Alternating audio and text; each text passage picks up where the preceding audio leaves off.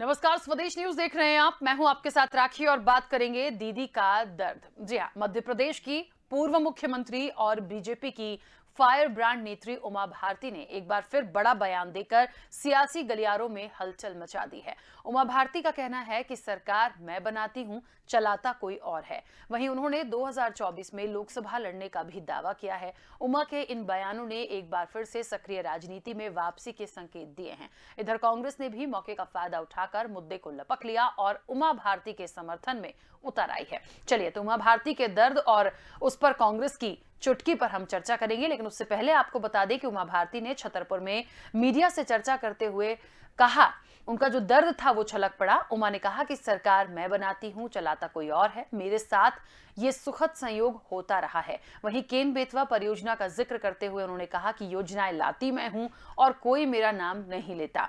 जब ललितपुर सिंगरौली रेल परियोजना की आधारशिला रखी गई थी, तब केंद्र में कांग्रेस की सरकार थी और मैं भाजपा से बाहर थी।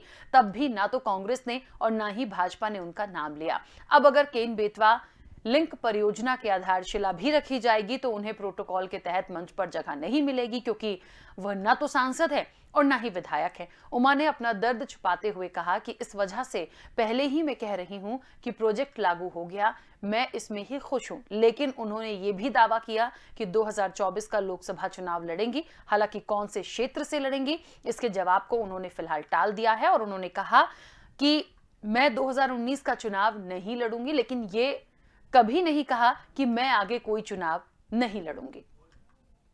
तो गंगा सागर तक मैं गंगा जी पहुंचा के आ गई हूँ। गंगा जी गई, गंगा जी का मिलन हुआ गंगा सागर से और मेरा मनोरथ पूरा हुआ। मैं प्रसन्न हूँ। और फिर मैंने संगठन मंत्री जी और राष्ट्रीय अध्यक्ष जी से कहा कि अब मैं अपना काम करें। जो 8 महीने में होना था वो कोरोना की वजह से 2.25 साल उसमें लग गए। तो उन्होंने मैंने बताइए अब आप जो काम कहेंगे वो मैं करूंगी। 24 का चुनाव लड़ना ये तो पहले से ही हमने कह रखा है, बस 19 का मैं छोड़ेंगे। बताइए अब क्या करना। उन्होंने कहा कि चुनाव अब आप चुनाव प्रचार के लिए समय दीजिए। तो मैंने कस के चुनाव प्रचार के लिए समय दिया और फेज 1 से शुरू किया। लोनी गाजियाबाद जिले से शुरू किया, बुलंदशहर से होते हुए और अंत में मेरी अंतिम सभा लखनऊ में हुई। फिर मैंने 4-5 दिन का ब्रेक मांगा। फिर मैं दोबारा चुनाव प्रचार के लिए चली जाऊंगी। मैंने तो भैया को और अपने राजू फूलवानी जी को कहा कि वो हनुमान जी का नाम याद नहीं आता है गांव का, सतना हतना के पास में है और वे ममीठा से पहला आ जाते हैं और दाई साइड में है, वहाँ हनुमान जी को भोग लगा दो और छोटा सा भंडारा हो जाए, क्योंकि कैबिनेट की मंजूरी हो गई। अब मंच बन जाएगा और आप लोग आ जाओगे, बहुत अच्छी बात है। सब लोग आ गए, ओम प्रकाश भैया आ जाएंगे। इनको जल्दी जाना देना पड़ेगा, बहुत सारे गवर्नर और राजपूत लोग आए हैं। तो 2 मिनट आप बोल लो। ये बहुत विद्वान, बहुत संत पुरुष, बहुत सतोगुणी जीवन इनका। ऐसे लोग सिर्फ भारतीय जनता पार्टी में ही हो सकते हैं। क्रांति को गंगा सागर तक में गंगा जी पहुंचा के आ गई हूँ। देखा तो आपने, सुना भी और किस तरीके से तैयारी की बात भी हो गई, दर्द की बात भी हो गई। देखिए, एक बड़ी अच्छी चीज होती है दिग्गजों में, या कह लीजिए जो एक राजनीति से जुड़ा हुआ यदि कोई बड़ा दिग्गज है, उन लोगों में देखिए यदि उनका दर्द भी है तो वो बताते ऐसे हैं कि समझ में नहीं आता। लेकिन हम इसलिए समझ सकते हैं कि जितनी बातें उनने कही, ये पहली बार नहीं था। ये वही उमा भारती हैं जो अभी कुछ दिन पहले कह रही थी कि शराबबंदी के लिए मैं आगे आऊंगी, मैं मैदान में उतरूंगी। और हम ये भी जानते हैं कि भारतीय जनता पार्टी की सरकार और एक अच्छा खासा राजस्व, एक रेवेन्यू जो है वो जनरेट होता है निश्चित तौर पर शराब से। तो एक तरफ कोई उसी पार्टी का दिग्गज कह दे कि हमें बंद करना है इसे, दूसरे कहते हैं कि इसको हम चालू करेंगे और नई नई शराब नीति लेकर आए थे। तो ये बहुत सारे सवाल हैं जो समझ में नहीं आता कि एक विरोध करता है, एक उसका समर्थन करता है। दूसरी चीज ये होती है कि आज यदि वो कह रही हैं कि 2024 में मैं आऊंगी, तो ये कहीं ना कहीं उनकी वापसी के संकेत हैं। वो जो एक अंदर से एक फील था, देखिए कभी उन्होंने भी, कभी वो भी यहाँ की मुख्यमंत्री रही हैं, तो वो जो एक छटपटाहट होती है, वो जो एक दर्द होता है जब चले जाते हैं, उसके बाद से कोई पूछ नहीं रहा, तो हम बहुत अच्छे से समझ सकते हैं। ऐसा बहुत लोगों के साथ हुआ है, पहली उमा भारती नहीं है। खैर, इस चर्चा को आगे बढ़ाऊंगी। मेहमान जुड़े हुए हैं। सबसे पहले मैं आपका परिचय करा दूं। भारतीय जनता पार्टी का पक्ष रखने के लिए सनवर पटेल जी हमारे साथ जुड़े हैं। सनवर जी, बहुत स्वागत चर्चा में जुड़ने के लिए। और कांग्रेस का पक्ष रखने के लिए प्रदेश प्रवक्ता स्वदेश शर्मा जी हमारे साथ जुड़े हैं। स्वदेश जी, आपका भी बहुत स्वागत है। चर्चा की शुरुआत सबसे पहले सनवर जी, दीदी का दर्द, मुझे लगता है दीदी का दर्द बांट लीजिए, सुन लीजिए, उन तकलीफों को दूर करना चाहिए। बहुत सारी बातें हैं और जब कोई नहीं सुन रहा है तो उनने ठान लिया है कि लोकसभा लड़के ही रहूंगी 2024 में। देखिए राखी जी, बहुत ही अलग तरह से आपने इस बात को लिया है कि दीदी का दर्द। दीदी हमारी सर्वमान्य नेता है, दीदी बड़ी नेता है, इस प्रदेश की मुख्यमंत्री रही है, केंद्र में मंत्री रही है और उन्होंने अपनी स्वेच्छा से पिछला चुनाव नहीं लड़ा है। और जैसा आपने देखा अभी उनके बयान में बहुत ही स्पष्ट उन्होंने कहा कि मैंने अपना काम जिसके लिए मैंने छुट्टी ली थी वो पूरा किया। अब मैंने राष्ट्रीय अध्यक्ष जी से बात की है, संगठन महामंत्री जी से बात की है। तो अब कौन से राष्ट्रीय अध्यक्ष? भारतीय जनता पार्टी के राष्ट्रीय अध्यक्ष हैं। ये भाजपा जो है राखी दीदी, ये कार्यकर्ता आधारित पार्टी है, ये विचार के लिए काम करने वाली पार्टी है और यहां हमारे जो शीर्ष नेतृत्व है वो भी पहले कार्यकर्ता है। तो एक कार्यकर्ता के भाव से उन्होंने राष्ट्रीय अध्यक्ष से बात की, संगठन महामंत्री से बात की और उनकी अपनी योजना के बारे में उनको बताया। तो निश्चित रूप से वो बड़ी नेता है, संगठन निश्चित रूप से जो उनकी बात हुई है उस तरह से फैसला लेगा। अच्छा, आप कह रहे हैं कि ये उनका दर्द नहीं है। इन सब बातों का क्या? देखिए, एक उन्होंने कहा बहुत सारी परियोजनाएं ऐसी थी जिनका काम हुआ, आगे भी बहुत सारी परियोजनाएं हैं जिनका काम होगा, उनको ना बुलाया जाता है ना पूछा जाता है, और इसलिए क्योंकि ना वो विधायक है ना सांसद है। लेकिन एक बात बताइए, कभी इस प्रदेश की मुख्यमंत्री रही हैं और सबसे बड़ी बात एक दिग्गज नेत्री हैं भारतीय जनता पार्टी की। तो यदि किसी ऐसे कार्यक्रम में उनको बुला लिया जाए, मंच साझा हो जाए, तो कोई परेशानी तो नहीं होनी चाहिए? कोई परेशानी नहीं है राखी दीदी, वो हमारे सर्वमान्य नेता हैं और उनको बुलाया जाता है और आगे भी बुलाया जाएगा, आगे भी उनको बुलाया जाएगा, वो हमारी नेता हैं। चलिए ठीक है, फिर हो सकता है, मुझे लगता है ये मैसेज उन तक आपका जरूर पहुंचेगा तो शायद थोड़ी खुश हो जाए वो, उनका दर्द थोड़ा सा कम हो जाएगा। स्वदेश जी, हर कार्यक्रम में पूछा जाता है और सम्मानीय दीदी हैं वो भारतीय जनता पार्टी की। मुझे लगता है यहाँ पे फिर भी आज ये चर्चा का विषय बना है क्योंकि बहुत सारी चीजें हमने सुनी और बहुत सारी प्रतिक्रिया आई, और एक मैंने शुरुआत में ही कहा था कि थोड़ा सा अगेंस्ट भी हुई थी शराबबंदी को लेकर। देखिए, उमा भारती जी वो चेहरा है मध्य प्रदेश का जिन्होंने कांग्रेस से सरकार लेकर के सत्ता की चाबी भारतीय जनता पार्टी को सौंप दी थी। जिस कुर्सी पर आज शोभायमान हो रहे हैं माननीय शिवराज सिंह जी चौहान, उस कुर्सी की चाबी माननीय उमा भारती जी ने दी थी। वो एक बहुत ही संवेदनशील लीडर हैं और फायर ब्रांड लीडर हैं भाजपा की, लेकिन डर भाजपा को हमेशा उनसे रहा है। अगर न रहा होता तो बीच अधर में उनको मुख्यमंत्री पद से उतार देना, उसके बाद उन्हें उत्तर प्रदेश भेज देना। मध्य प्रदेश के व्यक्ति को उत्तर प्रदेश जाइए, आप वहाँ से चुनाव लड़िए। कुल मिलाकर के उनको 2019 में लोकसभा भी नहीं दिया। आज स्थिति ये है कि सरकार के विरुद्ध उन्होंने झंडा बुलंद किया है और उन्होंने शराबबंदी का मुद्दा उठा करके मैदान में उतरने की बात कही है। मैं उनका बड़ा आदर करता हूं, बड़ा सम्मान करता हूं, लेकिन मुझे ये पता है कि दीदी कितनी भी ऊहा पो उठा पटक कर लें, कुल मिलाकर के भारतीय जनता पार्टी की सरकार है। ये सरकार आपकी शराबबंदी हो या किसी भी तरह की योजना उन पर काम नहीं करना चाहती। उन्होंने जिस तरीके से सरकार को हथियाई है, उस सरकार को पूरा वो 2023 तक चलाने में अपनी मशक्कत लगाए हुए हैं, और जिन लोगों ने सत्ता उनको सौंपी है उन लोगों को खुश करने में पूरी एनर्जी लगा रही है सरकार। सरकार को मध्य प्रदेश के युवा बेरोजगारों से कोई मतलब नहीं है, उनको महंगाई से कोई मतलब नहीं है कि डीजल पेट्रोल क्या चल रहा है, गैस क्या चल रहा है, आटा क्या भाव है, दाल क्या भाव है, तेल क्या भाव है, किसी से कोई मतलब नहीं है। उनको मतलब सिर्फ इस बात से है कि जिन लोगों ने सत्ता की चाबी सौंपी है वो डील के तहत उस डील को पूरा करने में पूरी एनर्जी लगी है। और भारतीय जनता पार्टी का वह कार्यकर्ता, जिस कार्यकर्ता ने 35 बरस दरई बिछा करके, चने चबा करके पार्टी को इस मुकाम तक पहुंचाया कि आज मिस कॉल की सबसे बड़ी पार्टी विश्व की हो गई है भारतीय जनता पार्टी, उस कार्यकर्ता को हाशिए पर छोड़ दिया है। उन हाशियों पर हजारों कार्यकर्ताओं की आवाज बनकर उमा भारती जी उठा रही हैं, लेकिन मैं ये नहीं समझता हूं कि ये कुछ इन पर असर पड़ने वाला है। माननीय मुख्यमंत्री सत्ता की चाशनी चूसने में मस्त हैं और वो अपनी सरकार चलाने में व्यस्त हैं, उन्हें दीदी से कोई मतलब नहीं है। दीदी तो एक हैं, अगर दीदी के पास कोई पद होता तो शायद दीदी भी कुछ नहीं बोलती। कुल मिलाकर के जो लोग अभी गुटबाजी इतनी चरम पर है भारतीय जनता पार्टी में, सब कुछ ठीक नहीं चल रहा है। अगर मंत्री माननीय नरोत्तम मिश्रा जी ना होते, मंत्री भूपेंद्र सिंह जी ना होते, मंत्री गोपाल भार्गव जी नहीं होते, तो ये चौराहे पर दिखाई देता कि भारतीय जनता पार्टी का अंतःकलह कहां तक और किस लेवल तक पहुंच सकता है। भारतीय जनता पार्टी पसोपेश में है, परेशानी में है, और 2023 में निश्चित रूप से पार्टी का मध्य प्रदेश में पतन होने जा रहा है। सनवर जी, अच्छा देखिए, मुझे लगता है ठीक है, एक बात तो मैं बहुत अच्छे से समझती हूँ, आप पार्टी का पक्ष रख रहे हैं, उतना ही बोल पाएंगे जितना जरूरी होगा, लेकिन मुझे लगता है प्रदेश में हम सब बहुत अच्छे से जानते हैं कि उमा भारती जी से सीएम की कुर्सी कैसे गई थी, या ले ली गई थी, या कुछ भी। देखिए, मैं बोलूंगी छीन ली गई थी, ले ली गई थी, तो आप बोलेंगे नहीं राखी दीदी आप गलत ले रही हैं। तो इसलिए मैं कह रही हूँ क्या हुआ था हमें पता है, फिर उनको केंद्रीय राजनीति में भेजा गया, अच्छी बात है, उन्होंने किया, उनका लोकसभा का टिकट कटा था। अब मैं ये नहीं बोलूंगी काट दिया गया था, वरना उस पर आप सवाल उठाएंगे, लेकिन क्या हुआ है पूरे सिनेरियो में हम जानते हैं। लेकिन उनका नुकसान देखिए कहाँ हुआ, वहां से भी गए और यहां मध्य प्रदेश से भी अब वो जो चाह रही है वो नहीं हो पा रहा। शायद वही जो पीड़ा है वो उनकी निकल रही है, इसीलिए मैंने कहा वो दर्द है। और ये उनके साथ नहीं, ऐसा कोई भी दिग्गज होगा जो कभी रहा होगा तो उसके साथ ये होगा।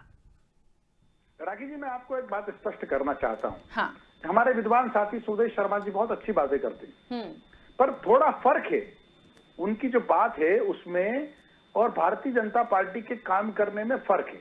देखिए, भारतीय जनता पार्टी में जब कोई नेता नेतृत्व करता है तो यह एक व्यवस्था का अंग है। एक व्यवस्था के नाते एक सेना अध्यक्ष होना चाहिए, इसलिए सेना अध्यक्ष होता है। लेकिन भारतीय जनता पार्टी में पूरा कार्यकर्ता भारतीय जनता पार्टी का चुनाव लड़ता है, और किसके लिए चुनाव लड़ता है? विचार के लिए चुनाव लड़ता है। उसका लीडर कौन है? कमल का फूल उसका स्थायी लीडर है। अब इसमें यह प्रवाहमान व्यवस्था है कि आज प्रदेश के मुखिया शिवराज सिंह जी चौहान हैं, फिर आज प्रदेश भारतीय जनता पार्टी के मुखिया विष्णुदत्त जी शर्मा बीडी भाई साहब हैं, आज राष्ट्रीय अध्यक्ष हमारे जेपी नड्डा जी, सब सामान्य कार्यकर्ता। आप 20 साल में एक सामान्य कार्यकर्ता का नाम पूछ लीजिए हमारे स्वदेश जी से कि उनका कोई राष्ट्रीय अध्यक्ष सामान्य कार्यकर्ता बना हो। अरे भाई, आप फूल आपका कमल का फूल आपका नेता है, कमल का फूल आपका नेतृत्व करता है, तो ये पंजा छाप के लोगों के सहारे सरकार क्यों बना ली आपने? आप तो अपनी कमल के फूल नेतृत्व की बात करते हैं। अरे आपको कुर्सी की जरूरत है भाई, आपको कुर्सी की जरूरत है। वो कुर्सी उमा भारती जी ने सत्ता की चाबी दी है और उनको दरकिनार कर दिया आपने। आज अगर माननीय ज्योतिरादित्य जी सिंधिया इतने सक्षम ना होते और फिर भागने की स्थिति में ना होते और सरकार गिराने की स्थिति में ना होते तो ये उनको भी भूल जाते। लेकिन वो तो क्या है, जिद्दी है और अड़े हुए हैं। इसलिए संगठन हो चाहे निगम मंडलों की नियुक्तियां हो, सब में सिंधिया भारी है। सनवर जी, दुखती रग पे हाथ रखेंगे तो यही होगा। सनवर जी, उमा भारती जी अकेली नहीं है, ये हजारों लाखों कार्यकर्ताओं की आवाज उठा रही है वो। और आप प्रवक्ता हो, आप पार्टी का पक्ष रखने की कोशिश कर रहे हो। सुनिए, बात सुनिए। अंदर खाने में आप भी जानते हो क्या स्वदेश जी बहुत रिक्वेस्ट कर रहे हैं, सुन ले। हाँ बोलिए, चलिए। बात सुनिए। देखिए, आपने कहा कि अब सिंधिया जी सरकार में इसलिए कि सरकार गिराई। देखिए, सरकार गिराई कमलनाथ जी और दिग्विजय सिंह जी ने। देखिए, उन्होंने कहा गुना की सभा में कि आप सरकार ने जो वादे किए थे अपने वचन पत्र में उनको पूरा कीजिए। अरे कमलनाथ जी ने 15 महीने में 50% से अधिक वचन पूरे कर दिए। हमने 27 लाख किसानों का कर्जा माफ किया, आपके कृषि मंत्री ने विधानसभा में स्वीकार किया, विधानसभा के पटल पर आया। हमने 100 रुपए में 100 यूनिट बिजली देने का काम किया। हमने कन्या विवाह के 28,000 से 51,000 किए। अरे सरवर साहब, कैसे बात करोगे आप? अगर ये चर्चा छेड़ोगे तो आप परेशान हो जाओगे। आपने सत्ता पलट के ये किया कि मध्य प्रदेश के 2.5 लाख लोग प्लीज विषयांतर मत होइए। उमा भारती पे बात कर रहे हैं, बहुत के काल के गाल में उमा भारती पे बात कर रहे हैं, उमा भारती पे बात करेंगे प्लीज। आप निगम मंडल भारतीय जनता पार्टी के कार्यकर्ता के बन रहे हैं तो आपके पेट में क्यों दर्द हो रहा है? आप 15 महीने की तुलना अगर 15 साल से भी करोगे तो आपको कुछ नहीं बताने के लिए कुछ भी नहीं है। अभी आप बताइए, आपने चलती हुई सरकार बना दी, आपने क्या कर दिया मध्य प्रदेश के लिए? कोई एक योजना ऐसी बता दीजिए जिससे बेरोजगारों को रोजगार मिल गया हो, जैसे किसानों का कर्ज माफ हो गया हो। आप बता दीजिए ना, क्या ऐसा हो गया? लोगों को एक ही दिन में 12। अरे आपने ये और कर दिया कि कोरोना काल में लोग लोगों ने ऑक्सीजन और रेमडेसिविर इंजेक्शन के अभाव में प्राण त्यागे हैं और ठीक है राजधानी के सनवर जी, अस्पताल में सनवर जी और स्वदेशी प्लीज देखिए, डिबेट की अपनी एक गरिमा होती है, प्लीज गलत बात है ये, गलत बात है ये, प्लीज प्लीज। एक ही दिन में 6 लाख लोगों को रोजगार। एक मिनट सनवर 12 जी, जनवरी स्वामी विवेकानंद जयंती सनवर के जी अवसर पर। एक मिनट देखिए, डिबेट की अपनी एक गरिमा है और कम से कम इतना सम्मान तो रखिए कि यदि मैं कुछ बोल रही हूं या इंटरप्ट कर रही हूं तो प्लीज उसे सुनिए। हम उमा भारती पर बात कर रहे हैं, प्लीज हम विषयांतर ना हो। ठीक है, हो जाता है, हम बातों में चले जाते हैं फॉर एग्जाम्पल इधर उधर, लेकिन हम वापस आ जाएं क्योंकि हमारा चर्चा का विषय क्यों गिरी, किसकी वजह से गिरी, वचन पत्र, ये हम बहुत बार डिस्कस कर चुके हैं। हम उमा भारती पर हैं, हम वो बात करें। सनवर जी आपसे मेरा एक और सवाल है कि आप कह रहे हैं कि नहीं कोई दर्द नहीं है, वो हमारी बहुत अच्छी नेत्री हैं, हम उनको सम्मान देते हैं। शराबबंदी वाला जो उनका बयान आया था, ये तो हमें भी पता है कि सरकार नई शराब नीति बनाती है, हम बहुत चीजों को लाते हैं, वो शराब बंद करने की बात कर रही हैं, तो निश्चित तौर पर ये दो डिफरेंस देखने को मिले। एक जगह वो कह रही है बंद कर दो, आपका रेवेन्यू बहुत अच्छा आता है तो आप उसको नई नीति के तहत कंटिन्यू कर रहे हैं, तो ये जो दो चीजें आती हैं तब तो किसी की प्रतिक्रिया नहीं आई, तब किसी ने कुछ नहीं बोला उनके बीच में। देखिए राखी जी, शराबबंदी वाला जो विषय है वो संवेदनशील विषय है। भारतीय जनता पार्टी की ये पूरी मंशा है कि शराब जो है वो नहीं पीना चाहिए और शराब जब नहीं पी जाएगी बिक्री भी नहीं होना चाहिए, भारतीय जनता पार्टी चाहती है। और इसीलिए भारतीय जनता पार्टी ने कभी शराब की दुकानें नहीं बढ़ाई, इसीलिए भारतीय जनता पार्टी ने ऐसी नीति बनाई कि शराब की दुकानें न बढ़े। हमेशा भारतीय जनता पार्टी ने जन जागरण चलाया कि शराब नहीं पीना चाहिए। तो उमा दीदी ने जो बोला है, भारतीय जनता शराब पार्टी पर और टैक्स उमा कम दीदी कर की दिया एक आपने नीति है, और एक 2018 नीति का है। दृष्टि पत्र देख लीजिए जिसमें भारतीय जनता पार्टी के घोषणा पत्र में स्पष्ट है कि 100 रुपए गैस सब्सिडी अलग से देगी प्रदेश की सरकार। अरे आप कैसी बातें कर रहे हो, शराब के मूल्य आप कम कर रहे हो, इस पर टैक्स कम कर रहे हो, और डीजल पेट्रोल गैस इस पर टैक्स नहीं समाज कम में नहीं कर सकते भारतीय आप। जनता पार्टी ने क्या बाहर बातें कर रहे हो निकलकर आप? जन जागरण का काम या किया है। आप ये शराब बताइए नहीं पीना क्या आप चाहिए, उमा इस पर भारती काम के किया बयान है। के साथ है शराब या की नहीं है? दुकानें नहीं खुलना शराबबंदी होनी चाहिए, चाहिए कि नहीं होनी चाहिए, आप भी बता दीजिए। इस पर भारतीय जनता पार्टी ने काम किया है। एक भी नई दुकान नहीं खोली गई है और शराब नहीं पीना टैक्स चाहिए। कम करने का अर्थ क्या होता है? ज्यादा बेके, नहीं, इसका ज्यादा जन बेके, जागरण का लैंड काम। ऑफ ऑर्डर वैसे ही आपका आप खराब भी बिगड़ा हुआ आइए है। हमारे साथ, आप भी हमारे साथ निकलिए। कहाँ चुप अरे हम जाते तो हो आप? निकलते ही जब है, समाज हम को निकल के ही जागरण यहाँ की तक आए, जरूरत आप तो होती घर में है बैठे हो, हम तो अरे निकल के ही सुरेश स्टूडियो भाई, में आप आए कहाँ निकल हैं, जाते सबको हैं? दिखाई देता है हमें। वो तो पूरा देश जानता है कितने निकल रहे हैं आप। जब तो 404 से 44 पर आ गए, 30 राज्यों अरे से आप 3.5 एक जमाना राज्यों पर था आ कि गए। आपकी 2 फिर भी सीटें डिबेट देश में में हुआ बोलते हो। करती थी, अरे लेकिन कांग्रेस ने आपको विपक्ष के लिए बैठने के लिए आपके बड़े नेताओं को 2 सीटें मैं एक बात बोलना चाहती हूँ। और ये प्रजातंत्र मैं है, एक ये बात लोकतंत्र बोलना है। चाहती हूँ, आप इसको दोनों कांग्रेस इतने ने काम समझदार किया। और सम्मानीय हैं, इसीलिए- कैसी बातें कर रहे इसीलिए हैं? आज चाय वाला व्यक्ति प्रधानमंत्री बन गया, ये कांग्रेस की देन है। ये और आपकी देन क्या है? आप चलती हुई सरकारें गिराते हो, जिस राज्य में आपकी 2 सीटें हो, 2 सीटें वहां आप सरकार बना देते हो। आपका लक्ष्य कुर्सी है, आपका लक्ष्य जनता नहीं है, आपका लक्ष्य देश नहीं है, आपका लक्ष्य कुर्सी है। चाहे बंटवारा करने पड़े, आपको कुछ भी करना पड़े, लेकिन आपको एन के प्रकार कुर्सी चाहिए। अच्छा स्वदेश जी, क्या लग रहा है उमा भारती फिर से बगावत करेंगी बीजेपी से? भारतीय जनता पार्टी गांव ठीक गरीब है। किसान की चिंता करने का काम करती है। सनवर जी एक मिनट एक सवाल स्वदेशी क्या लग रहा है कि क्या फिर से बीजेपी से बगावत करेंगी उमा भारती? है तो पार्टी में ही। देखिए ये बात तो वही बता सकती है उमा जी। इतना मैं जरूर जानता हूं कि वो दुखी हैं, और जो आपने अपना टाइटल दिया है दीदी का दर्द, तो दर्द छलक रहा है, सबको दिखाई दे रहा है। और दर्द क्यों ना हो, छोटे छोटे कार्यकर्ताओं को दर्द है, तो ये उनकी उन दर्द के जितना समूह है कार्यकर्ताओं का, हजारों कार्यकर्ता इसमें शामिल हैं, उन सबकी आवाज़ बनकर वो आवाज़ उठा रही है, सरकार पर प्रेशर बना रही है, दबाव बना रही है। और दबाव बनाने के पीछे उनका हेतु यही है कि उनको, वो खुद दुखी है, परेशान है, और वो खुद चाहती है कि उनकी पूछ परख पार्टी में हो, क्योंकि इस मध्य प्रदेश में सत्ता की चाबी, मुख्यमंत्री की कुर्सी की चाबी सुश्री उमा भारती जी ने ही सौंपी थी, और आज उनको दरकिनार किया जाना ये बड़ा दुर्भाग्यपूर्ण है। भारतीय जनता पार्टी में कुछ भी ठीक नहीं चल रहा, कभी भी कुछ भी विस्फोट हो जाए किसी को नहीं पता। चलिए सनवर जी अब अपनी बात रखिए। देखिए राखी जी, ये कांग्रेस की नीति है। कांग्रेस नेता आधारित पार्टी है, भारतीय जनता पार्टी कार्यकर्ता आधारित पार्टी है। ये जो चाबी सौंपने वाली बात, खेत मैंने बोया काटे कोई, ये आपने किया। खेत हमने बोया, जनादेश हमें मिला और आपने खरीद फरोख्त के माध्यम से सरकार गिरा दी। नुकसान तो मध्य प्रदेश की जनता का हो रहा है कि टेलीविजन वाला मुख्यमंत्री बिठा दिया आपने, वो बीजेपी वाले नेता को हटा दिया। हम आपकी बात नहीं सुन रहे हैं राखी जी, हम बोले? हाँ बोलिए। तो फिर आप ये मत कहिएगा कि हम बीच में बोल रहे हैं, है ना? ठीक है, मैंने स्वदेश जी को बोल दिया। स्वदेश जी प्लीज उनकी बात हो जाए। हाँ ठीक है। देखिए राखी जी, हम सबके सामने हैं किस प्रकार से अरुण यादव जी के साथ दुर्व्यवहार हुआ और पिछड़ा वर्ग के नेताओं के साथ दुर्व्यवहार किया गया। यही तो बोलना पड़ेगा। अब उमा जी की बात करो ना। देखिए, अब देखिए, उमा भारती जी कोई बयान दे रहे हैं क्या? उमा भारती जी सर्वमान्य, उन्होंने तो लिखित में बयान दिया। सर्वमान्य तो आप सहमत हो जाओ कि उन्होंने जो आवाज उठाई, सनवर पटेल उनके साथ खड़े हैं, बोल दीजिए। उमा भारती जी सर्वमान्य तो पहले आप ही मान लो। लेकिन सनवर भाई आप ही मान लो ना पहले। आप मान लो कि उमा जी ने जो आवाज उठाई, हाँ सनवर पटेल उनके साथ खड़े हैं, मान लेंगे सर्वमान्य। जो नेता होते हैं प्रोजेक्टेड, वो एक व्यवस्था का अंग है। ये भारतीय जनता पार्टी की व्यवस्था में आपको बताना चाह रहा हूं, आप नहीं समझ। सलमान कहाँ हुई? सलमान की बात है ना, तो आप ही कह दो हम उमा भारती के बयान के साथ खड़े हैं।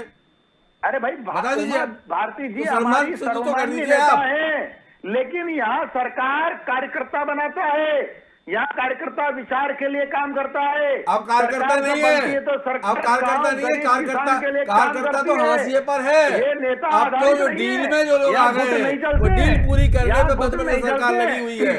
उसको ना कार्यकर्ता की फिक्र है, ना उसको मध्य प्रदेश की 8 करोड़ जनता की फिक्र है। 1 मिनट, ठीक है। अरे सनवर जी जाओ, वरा कार्यक्रम हो जाएगी, ये यहाँ नहीं होता है। ठीक है सनवर जी, एक बात बताइए। अब ये जो बात है कि कोई भी योजना यदि वो लाई हैं या कभी उनके समय पे आई है, या जैसे केन बेतवा तो चलो अभी मंजूर हो गई, उन्होंने उसका स्वागत किया था, उन्होंने ये बयान दिया था कि मैं बहुत खुश हूं कि आखिरकार ये प्रस्ताव और ये योजना है ये पूरी तरह से लागू हो गई, इस पे काम होगा। लेकिन दर्द उनका ये है कि कभी भी कुछ अच्छा होता है तो उनके साथ ये ऐसा संयोग है कि उनको कभी कहीं चीज पे इनवाइट नहीं किया जा सकता। तो मेरा ये मानना है, वो सांसद हो ना हो, वो विधायक हो ना हो, लेकिन वो इस प्रदेश की मुख्यमंत्री रही हैं एक समय पे, एक लंबा नेतृत्व उन्होंने किया है। तो मुझे लगता है चाहे कांग्रेस हो या भारतीय जनता पार्टी हो, जिसने एक नेतृत्व किया है, जो एक प्रदेश का मुखिया बन के रहा है, उसको तो कम से कम ऐसे कार्यक्रम में बुलाएं। अब यहाँ पर ये भी हो सकता है कि भैया हो सकता है शिवराज जी को उनकी शक्ल पसंद ना हो, या नरोत्तम जी को पसंद ना हो, या किसी और को पसंद ना हो। ये कांग्रेस में भी जो हम कहते हैं ना कि छत्रपों वाली चलती है कि एक साथ 2 लोग खड़े नहीं हो सकते, तो क्या भारतीय जनता पार्टी में तो ऐसा नहीं है जो आप हमेशा कहते हो? तो क्या वही चीजें हो रही है इसलिए उनको बुलाया नहीं जाता? ऐसा बिल्कुल नहीं है राकेश जी, उन्होंने खुद स्पष्ट किया है। उन्होंने कहा है कि मैं उस व्यवस्था में नहीं हूं, इस कारण मुझे शायद नहीं जाना है, ये उन्होंने स्पष्ट किया है। और उनको पूर्व मुख्यमंत्री नाते सदैव उनका सम्मान है और आगे भी सदैव उनका सम्मान, सदैव भारतीय जनता पार्टी, मध्य प्रदेश की जनता सदैव उनका सम्मान करती है और आगे भी करेगी। चलिए ठीक है, मतलब उम्मीद करें कि वो जो उनकी पीड़ा है वो योजनाओं में या किसी भी चीज के शिलान्यास में, कार्यक्रम में उनको आमंत्रित किया जाएगा। निश्चित रूप से हमेशा उनको आमंत्रित किया जाता है और आगे भी किया जाएगा। ठीक है, अब उनसे पूछना पड़ेगा, नहीं जाएंगी तो ठीक है। स्वदेशी अपनी बात रखिएगा।